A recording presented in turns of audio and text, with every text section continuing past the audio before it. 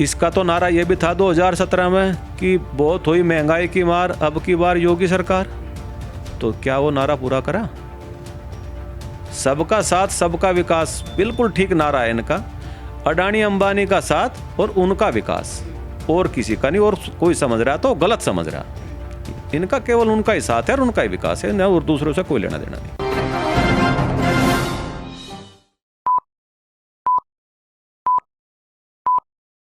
मेरा नाम है उत्कर्ष गुप्ता और आप मेरे साथ देख रहे हैं क्राइम वीक न्यूज़। साक्षात्कार के एक नए एपिसोड में आपका बहुत बहुत स्वागत है। अभी हम बात करेंगे आरएलडी के प्रत्याशी से, जो कि विधायक के लिए प्रत्याशी रहने वाले हैं बड़ौद विधानसभा से। शुरू से ही आरएलडी से जुड़े हुए हैं लगातार, और बड़ौद में अच्छी खासी जान पहचान रखते हैं। स्थानीय लोग इन्हें बॉबी के नाम से भी जानते हैं। तो अब आप समझ गए होंगे मैं बात कर रहा हूँ तोमर साहब की। आपका बहुत बहुत स्वागत है हमारे क्राइम वीक न्यूज़ चैनल में, और अपना बेशकीमती समय देने के लिए बहुत बहुत धन्यवाद। सबसे पहला मेरा जो सवाल रहेगा वो ये रहेगा, क्योंकि आरएलडी पूरे पश्चिमी उत्तर प्रदेश के लिए एक बहुत बड़ी पार्टी है, और आरएलडी का दबदबा पश्चिमी उत्तर प्रदेश में अच्छा खासा देखा जाता है। लेकिन कहीं ना कहीं जब हम ज़मीनी स्तर पर ये बातचीत करने की कोशिश कर रहे हैं, लोगों से जानने की कोशिश कर रहे हैं, तो ये सामने आ रहा है कि सपा के साथ गठबंधन करना आरएलडी के लिए कहीं ना कहीं घातक साबित हो सकता है। क्या प्रतिक्रिया? ऐसा है, जो लोग ये कह रहे हैं कि हमारा समाजवादी के साथ में गठबंधन करना घातक हो सकता है, वो ना तो राष्ट्रीय लोकदल के हैं ना समाजवादी के हैं, वे भारतीय जनता पार्टी के लोग हैं। एक विचारधारा के लोग इस देश में हमेशा राजनीति करते आए हैं। चौधरी चरण सिंह विचारधारा ही समाजवादी पार्टी की, और चौधरी चरण सिंह विचारधारा राष्ट्रीय लोकदल की। ये मैं अगर इसे दूसरे रूप में कहूँ तो जयंत चौधरी और अखिलेश यादव राजनीतिक रूप से भाई भाई हैं। उन्होंने जो गठबंधन किया है, जो सामंजस्य बैठाया है दोनों पार्टी का, वो बेहद बेहतरीन है और बहुत ज़मीनी स्तर का है। कि दोनों की एक विचारधारा है, एक विचारधारा पर राजनीति करते हैं। दोनों पार्टी मिलकर पूरे प्रदेश में सरकार बनाएगी, पूर्ण बहुमत की सरकार बनाएगी। इस साल चुनावों में ये विचारधारा क्या होने वाली है? विचारधारा ये होने वाली है कि इस देश में जब से देश आज़ाद हुआ, विचारधाराओं पर ही राजनीति हुई है। लेकिन एक समय आया 2013 के बाद का, जिस टाइम पे राजनीति यहाँ पे धर्मों पे शुरू की गई, और पूरे देश की जनता इस चीज़ को समझ चुकी कि धर्मों की राजनीति किसी की जेब में या किसी के पेट में कुछ आने वाला नहीं है। आज जेब और पेट खाली है, तो जेब और पेट की लड़ाई है, और वो लड़ाई वही लोग पूरा कर सकते हैं जो इस चीज़ को समझे। जो इस चीज़ को समझते नहीं, केवल पूंजीपतियों के लिए एक नौकरी के रूप में काम करने वाले लोग क्या समझेंगे उसको? उनसे जो उम्मीदें थी, जो उन्होंने बहकाया था, वो सब चीज़ें टूट चुकी। अच्छा, बड़ौद में कितना विकास हुआ है? मैं आपसे ये पूछूं कि पूरे प्रदेश में क्या विकास हुआ भारतीय जनता पार्टी की सरकार में? बड़ौद में तो जब विकास की बात करेंगे, विकास करने का इनका तरीका ही अलग है। ये कहते हैं कि हमने सड़कें बनवा दी। जितनी पुरानी सरकारों की बनाई हुई सड़कें थी, वे सब बेचने का काम इस सरकार ने किया। उसे बेचकर सड़कें बनवाने की ये बात करते हैं। इनका विकास करने का तरीका ये है कि ये कहते हैं कि हमने उज्ज्वला योजना के तहत सिलेंडर दिए। 450-500 रुपये का सिलेंडर था। जो बड़े शहरों में सिलेंडर खाली हो गए, जहाँ से पाइपलाइन से घरों में गैस चली गई, वे सिलेंडर इन्हें बेचने थे, वे फ्री में बांट के इन्होंने 1000 रुपये का सिलेंडर कर दिया। तो ये तो व्यापारी सरकार है, व्यापार करती है। इनका किसी जनमानस से, देश की जनता से, गरीब से कोई लेना देना नहीं है। अच्छा, गरीब से कोई लेना देना नहीं है। तो आरएलडी और सपा का गठबंधन यदि 2022 में अपनी सत्ता बना लेता है, सत्ता में आ जाता है, तो उसके बाद युवाओं के लिए क्या कुछ बड़ी उपलब्धियां इसकी तरफ से दी जाएंगी? सबसे पहले तो जो देश को बेचने का काम भारतीय जनता पार्टी की सरकार कर रही, वो ख़त्म हो जाएगा। जब सरकारी डिपार्टमेंट सब बिक जाएंगे, तो सरकारी नौकरी कहाँ से मिलेगी, युवाओं को रोज़गार कहाँ से मिलेगा? हमारी सरकार जितनी भी सरकारी संस्थान है, उनमें जितनी वैकेंसी खाली पड़ी है पिछले समय से, वे सब भरेगी, तो करोड़ों रोज़गार एक साथ निकलेंगे, सब युवा रोज़गार पर जाएंगे। शिक्षा की अगर मैं बात करूं तो ये बात तो किसी से भी नहीं छुपी है कि सपा के कार्यकाल में नकल का बोलबाला ज़्यादा रहता था। पढ़ाई के मामले में जो है छात्रों की इतनी रुचि नहीं रहती थी। तो क्या एक बार सत्ता में फिर से वापस आने के बाद यही सारी चीज़ें सामने आएंगी? जो सवाल आपने किया है कि नकल का बोलबाला रहता था, मैं तो इस बात से सहमत नहीं हूँ। मैं तो ये कहता हूँ कि नकल का बोलबाला नहीं, आज की जो सरकार में शिक्षा का स्तर है वो 0 पे है। जो आज आप देख रहे होंगे जहाँ रैलियाँ होती है, टीचरों की ड्यूटी लगाई जाती है कि आप बस की मॉनिटरिंग करेंगे। आज पिछले 2 वर्षों से कहीं स्कूल नहीं खुले, कोरोना के काल उसके कारण से। ये केवल कोरोना की वजह से स्कूल बंद करने का काम करती है सरकार, और सब चीज़ें इनकी जारी रहती है।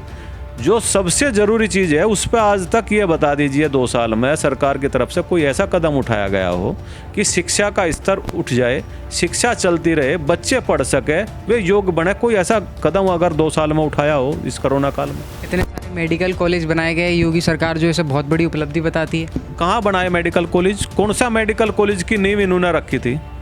कौन सा मेडिकल कॉलेज इन्होंने बनाया? वे पुरानी सरकारों के जो बनने वाली योजनाएं थी उनके फित्ते काटने, नारियल तोड़ने का काम इस सरकार ने किया। मतलब ये सब कुछ जो दिया है वो सपा का है, इन्होंने सिर्फ नारियल तोड़े हैं और फीते काटे हैं। मैं अगर जिस जनपद में रहता हूँ इसकी मेडिकल फैसिलिटी की मैं बात करूँ, सपा सरकार के दौरान एक महिला हॉस्पिटल बनाया गया था यहाँ पर जनपद बागपत के मुख्यालय पर। उस हॉस्पिटल में आज तक डॉक्टर का ये अपॉइंटमेंट नहीं कर पाई है सरकार। 5 साल पूरा हो गया, वो इसके सपा के कार्यकाल में बनकर तैयार हुआ था। तो जहाँ से कोई, आप ये बता दीजिए इन्होंने कितने डॉक्टर भर्ती किए 5 साल में, कितनी नर्सें भर्ती की इन्होंने 5 साल में, कौन सा स्तर मेडिकल का इन्होंने सुधारा? अभी पिछले 2 वर्षों से 10 बार नारियल तोड़ चुके बागपत जनपद में ये कि हम मेडिकल कॉलेज की नींव रख रहे हैं, यहाँ से वो कर दिया। 5 रुपये का काम वहाँ नहीं हुआ, चिड़ाई आज तक कोई शुरू नहीं हुई, कोई काम नहीं, केवल नारियल तोड़ने का काम, नारियल महंगा करने का काम ये सरकार कर रही है। महिला सशक्तिकरण के लिए सपा की तरफ से, आरएलडी की तरफ से क्या कुछ काम किए जाएंगे 2022 में? क्योंकि कहते हैं कि इस शासनकाल में कहीं ना कहीं क्राइम कम हुआ है, उसकी दरें घटी हैं, अपराध को रोक मिली है योगी सरकार में। ऐसा है, आज की घटना है, दिन दहाड़े एक व्यापारी के घर में घुसकर डकैती पड़ गई, और कल अखबार में देख लेना उसके बाद में जो मुकदमा दर्ज होगा वो चोरी का होगा। अभी 2 दिन पहले सुजरा हाल्ट पे कुछ लोगों के साथ लूट हुई, मुकदमा दर्ज हुआ चोरी का। भाई अगर मैं आपको पकड़ कर आपकी जेब से छीन रहा हूँ, आपके साथ मारपीट कर रहा हूँ, वो लूट है या चोरी है? चोरी और लूट की भाषा भी बदल दी सरकार ने, केवल आंकड़े छुपाने का काम ये सरकार कर रही है। अपराध चरम पर है, अपराध जो पहले था उनसे कई गुना ज़्यादा है आज। मथुरा का मुद्दा मैं उठाना चाहूँगा एक बार, आप इस पर क्या प्रतिक्रिया देंगे? क्योंकि मथुरा जन्मभूमि का जो मुद्दा है वो कहीं ना कहीं अब चुनावी गर्मियाँ लेने लग गया है, और ये बहुत बड़ा मुद्दा बन सकता है 2022 के लिए। इस सरकार के पास में इससे अलग दूसरी कोई बात ही नहीं है। ये केवल धर्मों में तो बांटने का काम करती है। पहले अयोध्या का मुद्दा रहा है इनके पास में, मथुरा का पैदा कर देंगे, तीसरा पैदा कर देंगे, चौथा पैदा कर देंगे। अरे भैया मैं बात करता हूँ जब 2014 का 2017 का इनका चुनाव था, 2017 का इनका जो मैनिफेस्टो था, उस मैनिफेस्टो पे सरकार ने कितना काम किया? उस पर 10% भी अगर ये काम कर लेते तो इन्हें मथुरा और अयोध्या के मुद्दे ना उठाने पड़ते। इन्होंने उस पर 1% काम नहीं किया, जो मैनिफेस्टो था उसका बिल्कुल विपरीत किया। तो ऐसी सरकार को क्या कहूँगे? दावा करते हैं 350 प्लस जीतेंगे क्योंकि हमने काम किया है।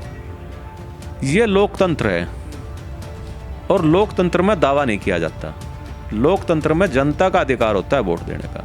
अगर ये अहंकार की बात ये करते हैं कि 350 प्लस जीतेंगे, 400 प्लस जीतेंगे, तो इससे बू आती है कि ये चुनाव में क्या करने जा रहे हैं। वैसे तो किसी को नहीं पता, आप भी जनता में घूमते हो, आप बता दो कि कौन किसे वोट करेगा, क्या आपको जानकारी है? मुझे तो पता नहीं कि आप किसे वोट करोगे जो भी आप आए मेरे सामने। जब मुझे जानकारी नहीं है, आपको मेरी जानकारी नहीं है, तो फिर इन्हें कैसे पता कि तुम 350 प्लस जीतोगे? इससे सिद्ध होता है कि इनकी मनसा कुछ और है, और ये चुनाव तो एक केवल और केवल वो रह गया, इनके लिए स्टेटस सिंबल सा रह गया। ये फिर तो ज़बरदस्ती सब कुछ कर लेंगे। अगर इन्हें लोकतंत्र ख़त्म ही करना है, संविधान की नए मर्यादा का ध्यान नहीं है, संविधान ही ख़त्म करना, तो चुनाव ही ना करावे, पैसा ही खर्च ना करावे। जैसे कि भाजपा शुरुआत से ही एक नारा लेके चली है कि सबका साथ सबका विकास। इस बार 2022 में आरएलडी और सपा का क्या नारा रहने वाला है? भाई इसका तो नारा ये भी था 2017 में कि बहुत हुई महंगाई की मार, अब की बार योगी सरकार। तो क्या वो नारा पूरा करा? सबका साथ सबका विकास बिल्कुल ठीक नारा है इनका। अडानी अंबानी का साथ और उनका विकास, और किसी का नहीं। और कोई समझ रहा तो गलत समझ रहा। इनका केवल उनका ही साथ है और उनका ही विकास है, न और दूसरों से कोई लेना देना नहीं। अच्छा, किन किन मुद्दों पर इस बार क्या कुछ मुद्दे रहेंगे, वो थोड़ा पॉइंट बता दीजिए कि सपा और आरएलडी मुख्य रूप से ये सभी काम करेगी सत्ता में आने के बाद, और ये सारे सुधार देखने को मिलेंगे। आज तो मुद्दे ही मुद्दे हैं। आज तो कोई ऐसी चीज़ ही नहीं जो मुद्दा ना हो। आज शिक्षा का मुद्दा है, चिकित्सा का मुद्दा है, युवाओं के बेरोजगारी का मुद्दा है, महंगाई का मुद्दा है, किसानों की आय का मुद्दा है। आज तो तमाम मुद्दे खड़े मुँह भाई। कोई मुद्दा ऐसा है नहीं जिस मुद्दे पे ये कह दिया जाए कि उस पर सेटिस्फेक्शन है। केवल एक मुद्दा है बस इस सरकार के पास में, और वो मुद्दा है इनके पास में हिंदू और मुस्लिम का। वो मुद्दा है इनके पास में धर्म का। इससे अलग कोई मुद्दा इनके पास नहीं है जिस पर इन्होंने कोई काम करा हो।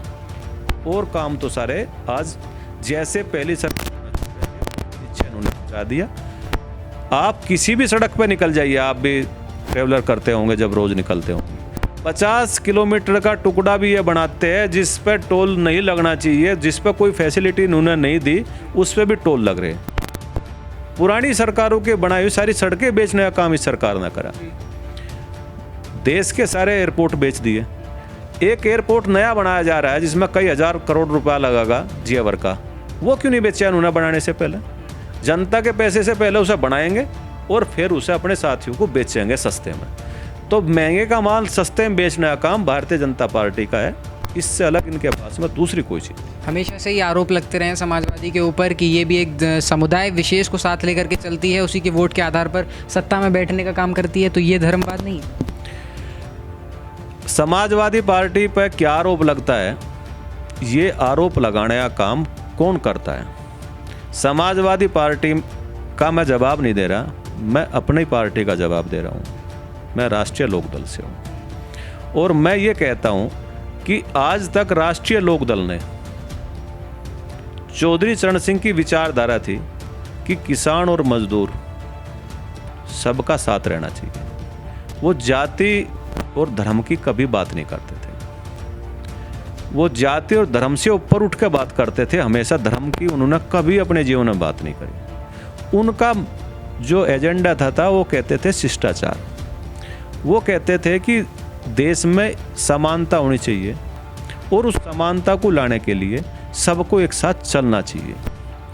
हम उसी विचारधारा को लेकर आगे बढ़ते हैं। हमारी पार्टी उसी विचारधारा के साथ चलती है। बीजेपी के द्वारा जब भी कोई सम्मेलन होता है, कहते हैं ये सम्मेलन हो रहा है ठाकुर सम्मेलन, ये कहते हैं पंडित सम्मेलन, वैश्य सम्मेलन, ये फला सम्मेलन। राष्ट्रीय लोकदल के जब भी सम्मेलन होते केवल भाईचारा सम्मेलन। ये फर्क है उनमें हम में, ये फर्क है उनकी सोच में और हमारी सोच में। हम किसी जातिवाद और धर्म की कोई बात नहीं करते। लेकिन अखिलेश यादव भी तो जाति विशेष का सम्मेलन करते हैं, तो इससे आरएलडी के ऊपर फर्क नहीं पड़ेगा? मुझे तो नहीं लगता कि अखिलेश भी जाति विशेष का सम्मेलन करते हैं। वो परशुराम की पूजा करते हैं, काशीराम जी की पूजा करते हैं, तो विवाद बन जाता है इस बात पर। परशुराम और काशीराम की पूजा करना तो विवाद का विषय नहीं है। पूजा करना तो किसी की भी पूजा कोई कर सकता है, लेकिन उसे धर्म का रंग देना, उसे उस चीज को राजनीति में घुसेड़ना, वो गलत है। वो कोई भी पार्टी करेगी वो गलत है। पूजा हम भी करते हैं, हम भी मानने वाले हैं।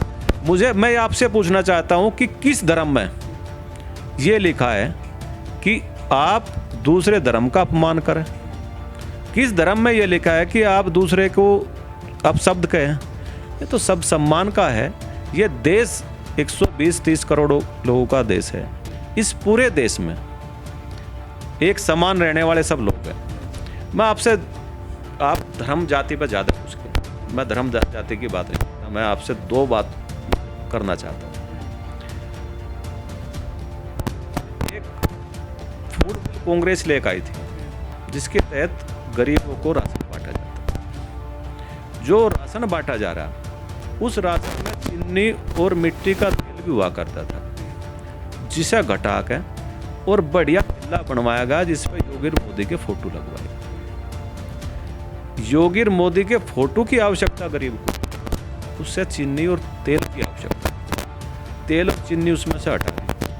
जब वो कांग्रेस ने लागू किया 2013 में, 2014 में जब प्रधानमंत्री नरेंद्र मोदी जी बने, उस टाइम पे सरकारी आंकड़ा था कि 45 करोड़ लोगों को राशन बांटा जा रहा था पूरे देश में, यानी कि 45 करोड़ लोग गरीबी रेखा से नीचे थे, बांटा जा रहा था।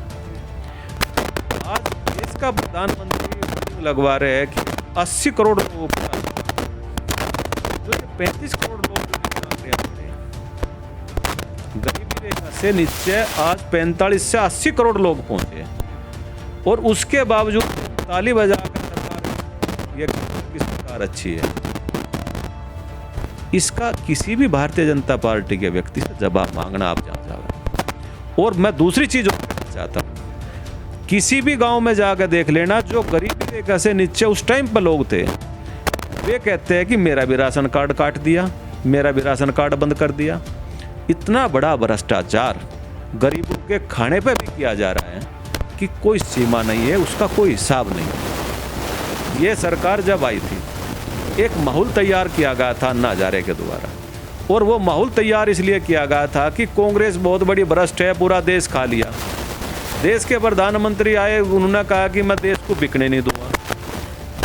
उदाहरण मैं आपको कहना चाहता हूँ कि एक गाड़ी है आपके पास में बहुत प्यारी, आप कहते हो इस गाड़ी को मैं जीवन भर नहीं बेचने का, मैं उसका खरीदार हूँ, मैं आया, आपने मना कर दिया, मैंने कहा जी मुझे इसकी सीट दे दो, आपने सीट बेच दी।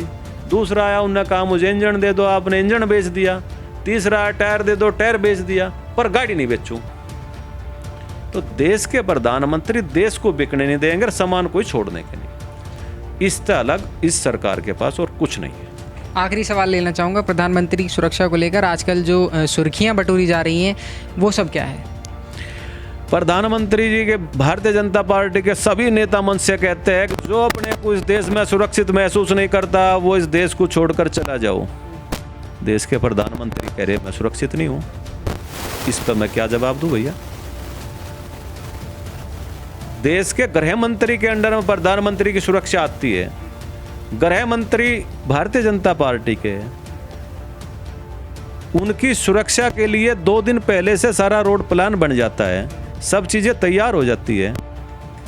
उस रैली में 700 लोग नहीं पहुंच पाए, वो रैली खाली थी, प्रधानमंत्री को वहां जाना नहीं था, ठीक रहा किसी के ऊपर फोड़ना था तो सुरक्षा पर फोड़ दिया। तो इसमें मैं क्या कहूँ? बहुत बहुत धन्यवाद अपना बेशकीमती समय हमारे साथ देने के लिए। अभी आपने सुना, कहीं ना कहीं जो है आरएलडी की तरफ से साफ है कि जो कुछ होगा वो जनता तय करेगी। जिन विचारधाराओं को चौधरी अजीत सिंह, चौधरी चरण सिंह लेकर के चले थे, उन्हीं विचारधाराओं पे एक बार फिर से 2022 में चुनाव लड़ा जाएगा और देखा जाएगा कि जनता किसको सत्ता में बिठाना चाहती है। कैमरा पर्सन मोहित गोस्वामी के साथ Utkarsh Gupta, crime week news, Baraut, Baghpat.